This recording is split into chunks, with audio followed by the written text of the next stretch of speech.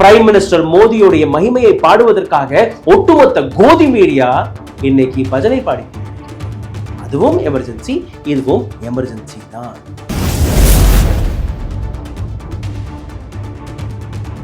ஆயிரத்தி 1975 ஆண்டு இந்திரா காந்தியால் போடப்பட்ட அந்த எமர்ஜென்சியை கடந்த 4 நாட்களாக பிஜேபி கொண்டாடி.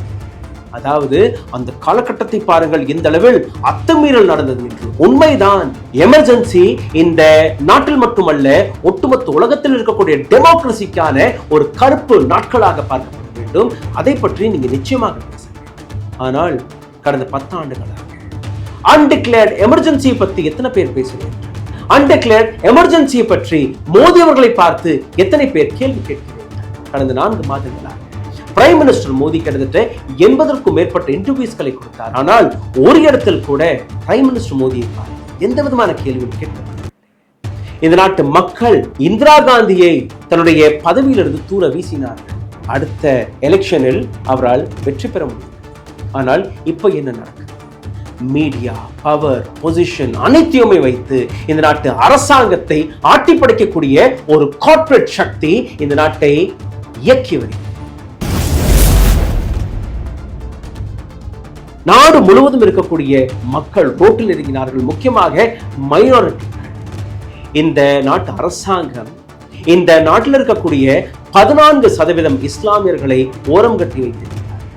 இந்த நாட்டில் இருக்கக்கூடிய 4-5% இருக்கக்கூடிய இஸ்லாமியர்களை அவர்களுடைய ரெப்ரசன்டேஷனை ஓரம் கட்டியிருக்கிறார்கள். இந்த நாட்டில் இருக்கக்கூடிய 1.5% சீக்கியர்களுடைய அந்த ரெப்ரசன்டேஷனையும் ஓரம் கட்டி வைத்திருக்கிறார்கள். அதாவது இந்த நாட்டில் இருக்கக்கூடிய மைனாரிட்டியை சார்ந்த ஒரு எம்பி கூட என்டிஏவில் இல்லை என்பதை நான் இந்த இடத்தில். இஸ்லாமியர்கள் 14.5% of total population of India have no representation in Lok Sabha from India. கிட்டத்தட்ட 3 கோடிக்கும் மேற்பட்ட மாணவர்களுடைய வாழ்வுடன் இந்த நாட்டு அரசாங்கம் விளையாண்டு. போலீஸ் ரெக்ரூட்மெண்ட் ஆக இருக்கட்டும், ரயில்வே ரெக்ரூட்மெண்ட் ஆக இருக்கட்டும், டீச்சர்ஸ் ரெக்ரூட்மெண்ட் ஆக இருக்கட்டும், நீட் போன்ற ஜேஇ போன்ற எக்ஸாமினேஷன்ஸ்கள் கூட சரியாக கண்டக்ட் செய்ய.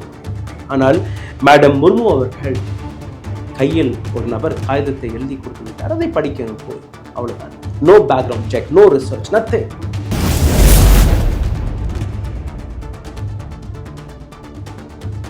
புதிய பார்லிமெண்டில் திறப்பு விழாவாக அல்ல ராமர் கோவிலுடைய இன்விடேஷன் அல்ல, இதே போன்ற பல்வேறு ஆர்கனைஸ்ட் ப்ரோக்ராம்ஸ் அனைத்து இடங்களிலுமே பிரைம் மினிஸ்டர் மோடியுடைய முகத்தை மட்டும் தான் நாம் பார்த்து வருகிறோம். திரௌபதி முர்மு இந்த நாட்டின் ஜனாதிபதி என்கிற அந்த அடையாளத்தை கூட காப்பாற்ற முடியாமல் ஃபெயில் ஆகிவிட்டார் என்கிறதை நான்.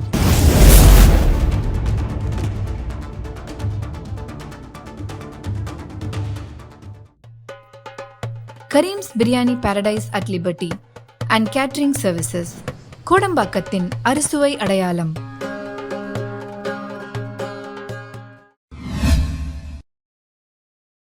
வணக்கம். Parliament session day 4. Droupadi Murmu அவர்கள் ஒரு உரையை கொடுத்தார். திரௌபதி முர்மு அவர்கள் கொடுத்த இந்த உரைக்கு பின்னாடி இருக்கக்கூடிய பல்வேறு கேள்விகளை நீங்க பார்க்க போகிறீர்கள். கடந்த 10 ஆண்டுகளாக மோடி அரசாங்கத்திற்கு எதிராக எத்தனை கேள்விகள் வந்ததோ அனைத்தையுமே டைல்யூட் செய்வதாக, டைவர்ட் செய்வதாக அந்த உரை இருந்தது. எந்தெந்த கேள்விகள் மக்கள் கேட்டு வருகிறார்களோ, கடந்த 10 ஆண்டுகளாக மோடி அரசாங்கத்தில் என்னெல்லாம் நடந்தது என்கிற கேள்வியாக இருக்கட்டும், பெட்ரோல் டீசலின் விலையாக இருக்கட்டும், விலைவாசியாக இருக்கட்டும், இளைஞர்களுக்கு கிடைக்கக்கூடிய வேலை வாய்ப்பாக இருக்கட்டும், இந்த நாட்டு பாதுகாப்பாக இருக்கட்டும், இது போன்ற பல்வேறு விஷயங்கள் ஒரு பக்கம். ஆனால் இந்த நாட்டு அரசாங்கம் எடுத்து வைக்கக்கூடிய ப்ரொபகண்டா இன்னொரு பக்கம். மீடியாவில் கையில் போட்டு விட்டார்கள், கார்ப்பரேட் கையில் இருக்கிறது. அதாவது பணம், பதவி, பலம் அனைத்துமே இருந்தால் கூட இவர்களுக்கு கிடைத்த மெஜாரிட்டியை நீங்க பார்த்தீர்கள்னா வெறும் 240 மட்டும்தான். அதாவது மேஜிக் ஃபிகரான 273 கூட இவர்களால் தொட முடியவில்லை. இதையெல்லாம் தக்க வைப்பதற்காக, மக்கள் மனதில் வரக்கூடிய பல்வேறு கேள்விகளை சப்சைட் செய்வதற்காக திரௌபதி முர்முடைய இந்த உரை இருந்தது. இந்த உரையை நேரடியாக நீங்க பார்த்தீர்கள்னா அவர் துவங்கியது எமர்ஜென்சி என்கிற காலகட்டம்.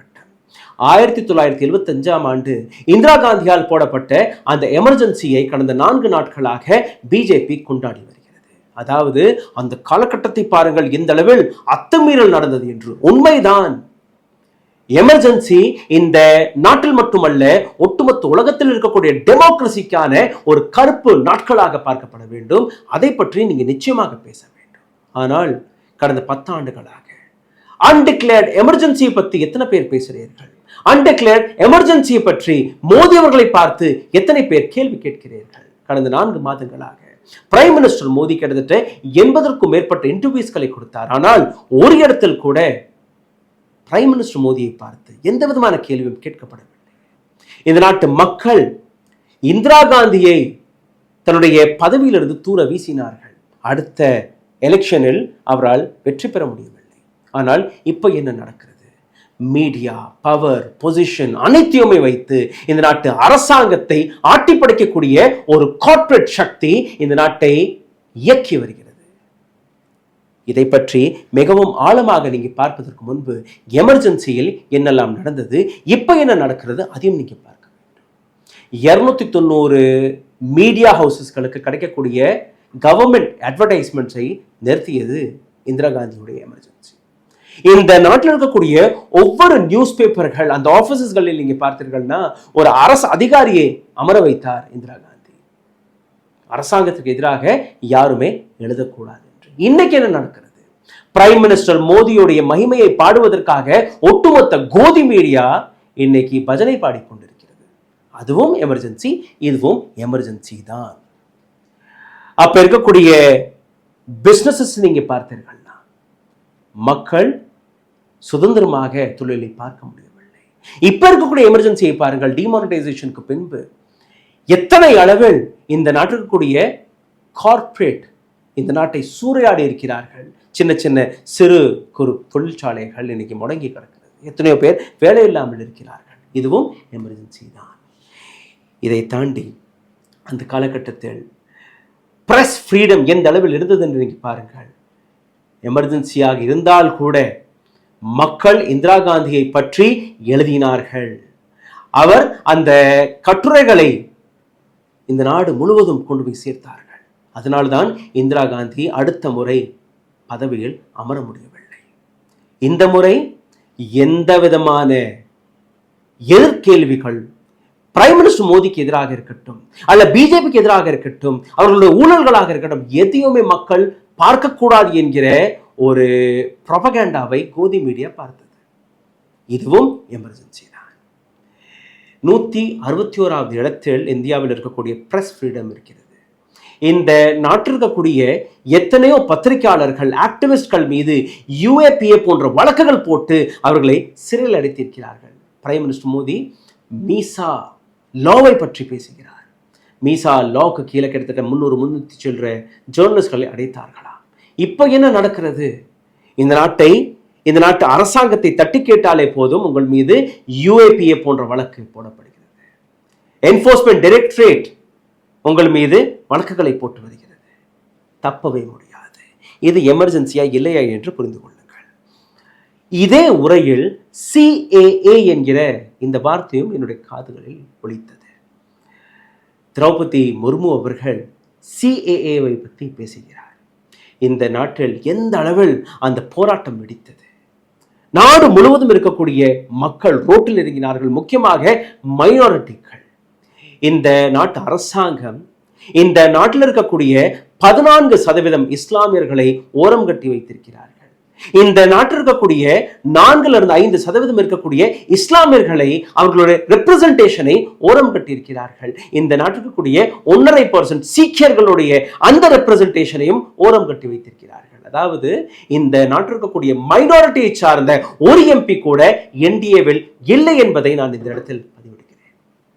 இஸ்லாமியர்கள் 14.5% of total population of India have no representation in Lok Sabha from NDA.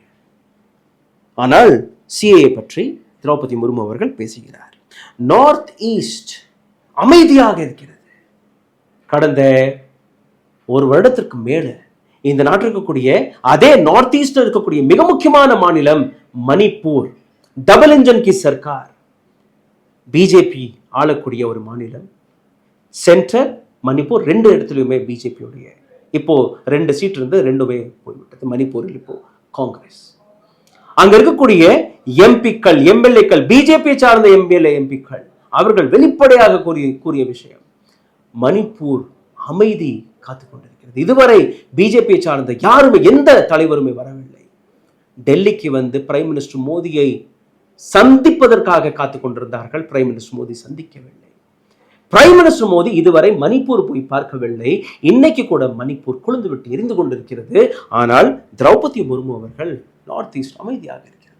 Is this not an emergency madam Draupadi Murmu? Paper leak நடக்கவே இல்லை. பேப்பர் லீக் நடந்தால் அதை பற்றி நாங்கள் பேச போகிறோம். 70க்கும் மேற்பட்ட பேப்பர் லீக் கடந்த 3 வருடத்தில் இந்த நாட்டில் நடந்திருக்கிறது. கிட்டத்தட்ட 3 கோடிக்கும் மேற்பட்ட மாணவர்களுடைய வாழ்வுடன் இந்த நாட்டு அரசாங்கம் விளையாண்டிருக்கிறது. போலீஸ் ரெக்ரூட்மெண்ட் இருக்கட்டும், ரயில்வே ரெக்ரூட்மெண்ட் இருக்கட்டும், டீச்சர்ஸ் ரெக்ரூட்மெண்ட் இருக்கட்டும், நீட் போன்ற, ஜேஇ போன்ற எக்ஸாமினேஷன்ஸ்கள் கூட சரியாக கண்டக்ட் செய்ய முடியவில்லை. ஆனால் மேடம் முர்மு அவர்கள் கையில் ஒரு நபர் காகிதத்தை எழுதி கொடுத்து விட்டார். அதை படிக்கணும் போய், அவ்வளவுதான். No background check, no research, nothing. ஒரு propaganda. And this is not emergency, you should answer me. Strengthening the army. Prime Minister Modi, உரி, புல்வாமா இது போன்ற வார்த்தைகளை ஓட் வங்கியாக மாற்றிவிட்டார். அது நடந்திருக்கிறது. அதை சப்போர்ட் செய்வதற்காக த காஷ்மீர் ஃபைல்ஸ் போன்ற படம், உரி போன்ற படம், ஹிட்லர் காலகட்டத்தில் இதே போன்ற வேலை தான் அவர்கள் பார்த்தார்கள். நாசிஸை முடக்குவதற்காக, நாசிஸ்களுக்கு எதிராக அப்ப இருக்கக்கூடிய பத்திரிகை வேலை பார்த்தது. அரசாங்கம் ஃபண்ட் செய்து படங்களை எடுத்தார்கள். இதே போன்ற ப்ரொபகண்டா படம். அது அப்படியே காப்பி பேஸ்ட் தான் இப்போ நடக்கிறது. Is this not an emergency? If it is not emergency, then you should answer me. ஜனநாயகத்தின் தாயாக இந்தியா வளர்கிறது. எந்த விதமான ஜனநாயகம்? 17th லோக்சபாவின் போது டெபுட்டி ஸ்பீக்கர் கூட பார்லிமெண்டில் கிடையாது. இதையும் தாண்டி ஒரே நாளில் 115 எம்பிக்கள், ராஜ்யசபா, லோக்சபா ரெண்டிலுமே நீங்க டிஸ்மிஸ் செய்தீர்கள். Prime minister Modi or president Murmu அவர்கள் அமைதியாக தான் இருந்தார். 67 எம்பிக்களை ஒரே நிமிடத்தில் நீங்க வெளியேற்றினீர்கள். மொத்தம் 140 எம்பிக்கள் சஸ்பெண்ட் ஆனார்கள் இந்த காலகட்டத்தில். ஆனால் எந்த விதமான ஸ்டேட்மெண்ட், எந்த விதமான பதிலும் வரவில்லை. கடந்த 10 ஆண்டுகளாக எந்த விதமான எமர்ஜென்சியை நாம் பார்த்து கொண்டிருக்கிறோம். அதை நீங்க பாருங்கள்.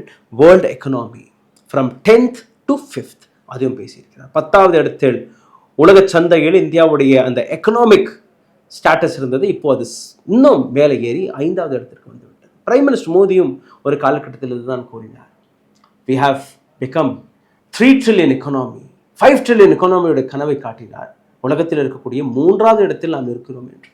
ஆனால் இந்தியாவில் இருக்கக்கூடிய பவர்ட்டியை நீங்க பார்த்தீர்கள், உங்களுக்கு புரிய வரும்.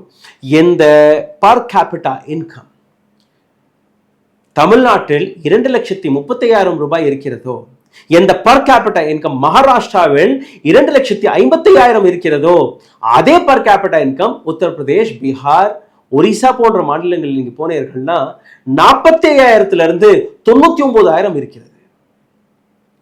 4,000 5,000 ரூபாய் நீங்க சம்பாதித்தீர்கள்னா நீங்க அந்த ஏழை பட்டியலிலிருந்து மேலே ஏறிட்டீர்கள் என்று இந்த அரசாங்கம் கூறி வருகிறது. அப்போ எந்த விதமான உரை என்று நீங்க பார்க்க வேண்டும். Women empowerment. இந்த நாட்டில் இருக்கக்கூடிய பெண் வீராங்கனைகள் ரோட்டில் இறங்கி போராடினார்கள். தன்னுடைய மானத்தை ஒரு நபர் கெடுத்து விட்டான் என்று கூறினார்கள், கதறினார்கள். இந்த நாட்டுக்காக சேர்த்த ஒலிம்பிக் மெடல்களை கங்கை நதியில் கரைக்கவும் பார்த்தார்கள். திரௌபதி முர்மு அவர்கள் அமைதியாக இருந்தார்.